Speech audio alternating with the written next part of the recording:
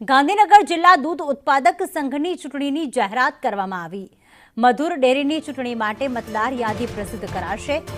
8 August સુધી મતદાર યાદીના વાંધા રજૂ કરી શકાશે, જ્યારે 11 ઓગસ્ટે આખરી મતદાર યાદી પ્રસિદ્ધ કરવામાં આવશે। હિરેન, વધુ શું અપડેટ મળી રહી છે? ઘણા લાંબા સમય એટલે લગભગ 1 વર્ષ કરતા વધુ સમયથી ચર્ચામાં રહેલી આ ગાંધીનગર જિલ્લા દૂધ ઉત્પાદક સંઘ એટલે કે મધુર ડેરીની ચૂંટણી આખરે જાહેર કરવામાં આવી છે। ગયા વર્ષે પણ હાલના હોદ્દેદારો સામે અસંતોષ છે એ પ્રકારની વાત ઊભી કરવામાં આવી હતી ને કેન્દ્રીય સહકારિતા મંત્રી અને સાંસદ અમિત શાહ સુધી આ મુદ્દો પહોંચ્યો હતો। આખરે આ ગાંધીનગરની મધુર ડેરીની ચૂંટણી જાહેર કરવામાં આવી છે। એનું જાહેરનામું આજે પ્રસિદ્ધ થયું છે। આજે પ્રાથમિક મતદાર યાદી છે એ પ્રસિદ્ધ થઈ છે। જો આ મતદાર યાદીમાં કોઈને વાંધા હોય તો એ આગામી 8 ઓગસ્ટ સુધીમાં ચૂંટણી અધિકારી એટલે કે ગાંધીનગર પ્રાંત છે એને રજૂ કરવાના રહેશે।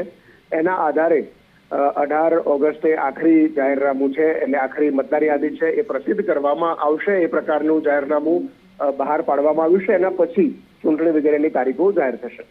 આભાર તમામ વિગતો માટે, હિરેન।